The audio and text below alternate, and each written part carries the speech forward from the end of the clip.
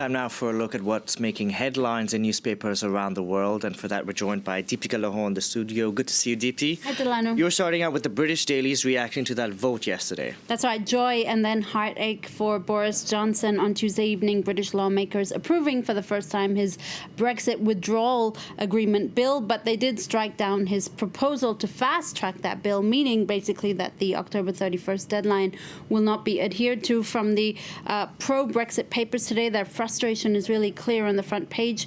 The Daily Express in particular evoking Johnson's, quote, joyful victory and historic deal, but they really lambast MPs for spoiling that deal with yet more dithering, the paper calling the evening an evening of high farce, while the Daily Mail, the tabloid The Daily Mail, focusing on Johnson's huge boost, but railing against those who voted against fast-tracking the bill, accusing them of turning it into disaster.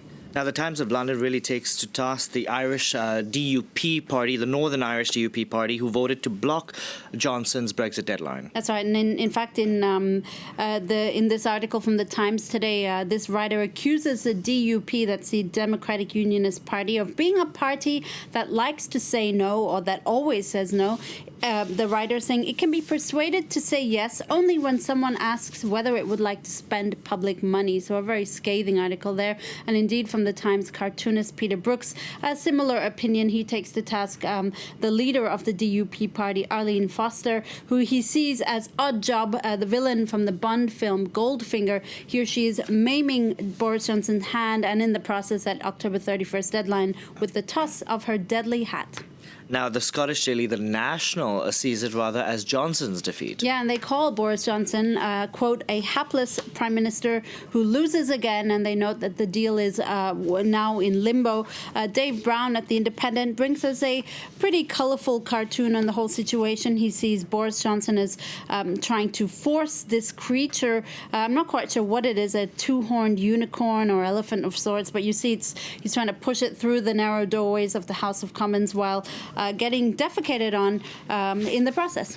Now, moving on to the United States next, where you found reactions to the former U.S. ambassador to Ukraine, Bill Taylor's statement in Donald Trump's impeachment inquiry. That's right. He testified in that inquiry yesterday and unequivocally implicated Donald Trump in the scandal, confirming essentially that the U.S. president withheld military assistance to compel the Ukrainian government to investigate Trump's political rival, Joe Biden, and his family. Now, for the editors of the New York Daily News, Donald Trump has hanged himself, figuratively speaking, the paper noting that Taylor's testimony under oath is far more damaging to Donald Trump than anything the Democrats could say. Now, the Washington Post, meanwhile, is looking at what this means for Republican lawmakers. They're sort of facing a dilemma now.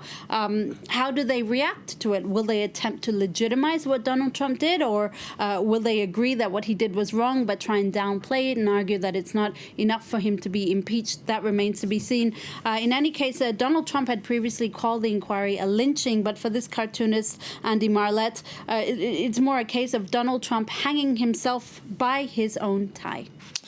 Switching gears now, you found a study that shows women here in Europe do more housework than men. That's right. A new study showing involving over 5,000 women from Germany, Italy, Spain, France, and England shows that 69% of Italian women and 44% of French and Spanish women claim to do most of the housework.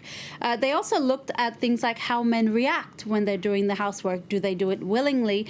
When it comes to things... Does anyone do housework willingly? No, probably not. And in this graph behind me, when the top part you see, I think, things like taking the trash out or doing the dishes or cooking. These kind of things men tend to do willingly, but when it comes to things like ironing, let's admit nobody actually likes ironing. It's the most annoying thing to do. Or dusting, also annoying, or sorting out the laundry. They do it, but they tend to, they try and avoid it if possible. Another stat for you, Delano, nearly 1 in 2 women say they fight with their partners about domestic work. I'm good at putting... Fire cleaner, I say. Putting, exactly, and I'm good at putting things like in the wash, but not good at putting them to dry or That's folding the easy them. part, And I Delano. hate. Now, switching gears once again, finally, French astronaut Thomas Pesquet has appeared to throw his hat into the ring for a possible NASA expedition to the moon. That's right. This is something that could happen within the next 5 years. NASA is eyeing the possibility of sending one or multiple astronauts to the moon.